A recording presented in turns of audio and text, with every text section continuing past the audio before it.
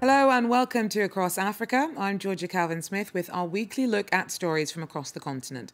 Coming up in the programme, in Cameroon, HIV sufferers who've been taking part in a trial where they take 2 drugs rather than 3 have been reporting positive results. The advance could mean fewer side effects and cheaper medication on a continent where around 23 million people suffer from the illness. Also, diamonds are Namibia's biggest source of income, but the gems are becoming increasingly difficult to find in the Namib Desert. Now mining companies are heading out to sea in search of the precious stones. And what's an alligator's favourite flavour of ice cream? Crocky roads, of course. Sorry, I couldn't resist. But it is a real problem in Abidjan as the ever-expanding Ivorian city tries to find a solution to an influx of crocodiles. The reptiles are heading into the city as their natural habitat comes under threat. But first, HIV sufferers in Cameroon are hoping that a change in their treatment could see them taking fewer drugs and mean that they feel fewer side effects and see the cost of antiretrovirals drop. The advance could make a big difference on a continent with an estimated 23 million people diagnosed with the virus. Our correspondents tell us more. For the last 18 years, this HIV-positive patient, who's asked to remain anonymous, has faced the same daily routine. Every day at meal times, he takes his antiretroviral drugs. For the last 2 years, he's been taking just 2 pills instead of 3. He's taking part in a drug trial looking at the effect of dual therapy on patients who, like him, suffer from the side effects of triple therapy. Let me tell you, triple therapy gave us a lot of trouble. We were tired, but since we've been on dual therapy, it's much better. The trial was launched by the French Agency for Research on AIDS with the help of local doctors, like Dr. Toby. Hello, how are you? I'm fine, doctor. For this infectious disease specialist, the new approach has many advantages. Thanks to the use of medication called lamivudine, patients could have fewer pills to take and pay less for their treatment. If in a country with limited resources such as ours, we're able to reduce costs and we can improve patients' tolerance to the drugs, I think that would be a very significant improvement. 3 drug therapies have been the norm since the late 90s. There had been worries that using fewer drugs would be less effective and mean patients developed resistance to medication. But the more powerful contemporary drugs are cheaper and seem to be working. Constant advances in treatment are welcomed by those who remember how a diagnosis once almost guaranteed a fatal outcome. At the time, it was simply associated with death. Today, it's no longer the case. I usually tell the patients, you see, you're lucky we can treat you now. Some didn't get that chance. I would have liked to have been in your shoes. Patients on the dual therapy treatment will continue to receive medical follow-ups over several months before the treatment can be approved and given to others. Diamonds are Namibia's biggest source of income, but the number of precious stones under the Namib Desert is dwindling. Mining companies have started to turn to the oceans in search of the gems. The Butcher is a 300-ton mega machine that trawls the ocean bed in search of diamonds off the coast of Namibia. For diamond giant De Beers, the stones on the Atlantic seabed represent the future as onshore mines give up the last of their treasures. The operations onshore are at a crossroads. We believe that there's still value in diamonds to be extracted off onshore. It will require massive capital investment. Massive cash injections were needed, not least to build Mafuta, a ship which sucks up sediment on the ocean floor using a vast pipe.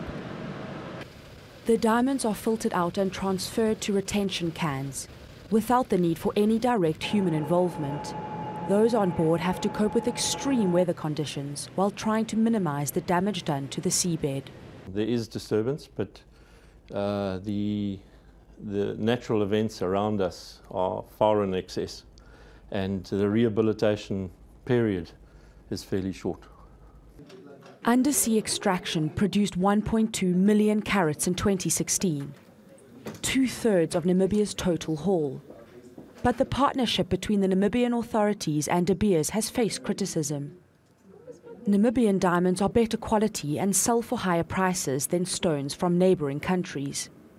Kennedy Hamutenya runs a state firm which sells a small number of diamonds to bolster the government's coffers. De Beers, they promote their own brand, but they use our stones to promote their brand. Yeah. Now we want to create a very strong brand when people are wearing it to know this comes from Namibia. Despite the tensions, Namibia has renewed its partnership with De Beers for 10 years. It's a deal that brings in the country's biggest tax revenues, as much as 200 million euros last year alone.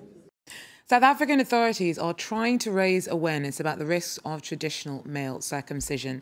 The practice is followed by the Xhosa people, but exacts a heavy toll. At least 11 young people have already died in Eastern Cape this year. The government says several hundred have lost their lives nationwide since 1995. It's a winter morning outside the town of Mthatha in South Africa's Eastern Cape. Fezikaya Tselane and Kanyisile Mapope are playing cards to help pass the time healing.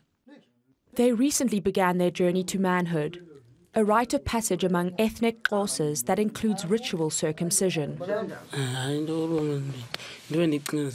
I've been thinking of this since I was a child, seeing my older brothers being initiates. And there was no way I could stay a boy on my own.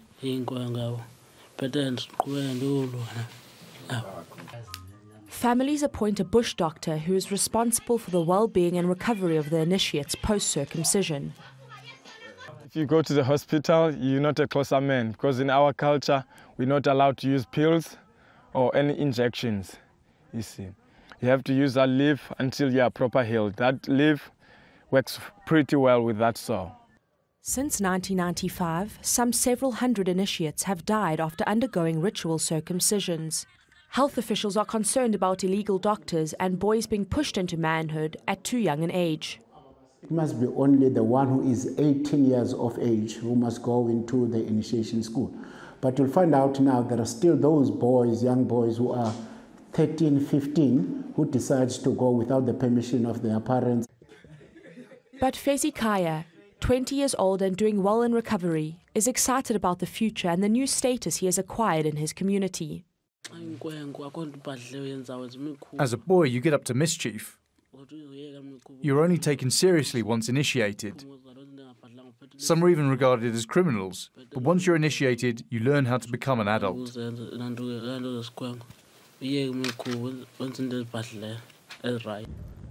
By experiencing the painful and potentially fatal ordeal, Fezikaya and Kanyisile will prove themselves as men, making them eligible for marriage and other rights of adulthood. Well, Rwanda's hoping that a recent conservation push to protect the endangered mountain gorilla will help boost tourism. The country is trying to capitalise on its success, not only with animal lovers, but also with those with cash to splash. They're one of the major attractions of the region, the gorillas of the Virunga National Park, the world's last sanctuary for this endangered species. Thanks to recent conservation efforts, there are now close to 900 of them in Rwanda, the Democratic Republic of Congo, and Uganda. To protect them further, Rwanda is seeking to draw wealthier visitors. So our strategy is to develop a high-end tourism market, because our tourism is very much based on natural resources, and we're very serious about conservation of our natural resources. In Rwanda since May, the park entrance fee has doubled. It now costs $1,500. In Uganda, the fee is just $600, and in the DRC, $400. Rwandan authorities want to limit the number of visitors while offering high-standard service. But some say the price hike will do more harm than good. And that would be a drawback. I think it's going to be like just for an elite of people that can pay that. As I said, if you to the fee, you have to think in hotels, airplanes, and so on. It's going to be a huge amount of money to get to Rwanda to see the gorillas. On average, foreign tourists spend just 4 days in the country, long enough for a trek in the mountains and a trip to the Genocide Memorial in Kigali. Well, finally, in Ivory Coast, Abidjan is rapidly expanding. And while that's great news for the country's economy, it's not such great news for crocodiles, or indeed anyone who'd rather only encounter them in zoos. As the city grows, the reptile's natural habitat is shrinking. And now Abidjan's training up special teams to move the animals out of residential neighbourhoods. Ivory Coast has the fastest growing economy in Africa. Abidjan has 5 million inhabitants, and the city keeps growing around the lagoon. This means that neighbouring crocodiles have to be removed. The government has asked an American expert to train a team on how to capture the reptiles.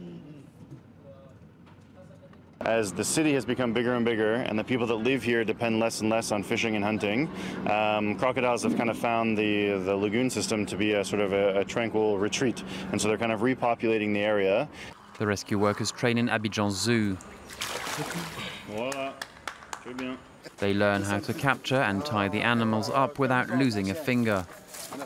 In the evening, they go looking for the wild crocodiles. We have already learned about the different techniques, such as how to capture them, the different security measures and precautions we need to take. The doctor taught us that, so now we're comfortable with what we're doing. Once they are caught, the crocodiles are brought to Abidjan Zoo. They are then taken far away from the city and placed in national parks across Ivory Coast. Well, that's it for Across Africa for now. Thanks very much for joining us. Do so again if you can. Take care.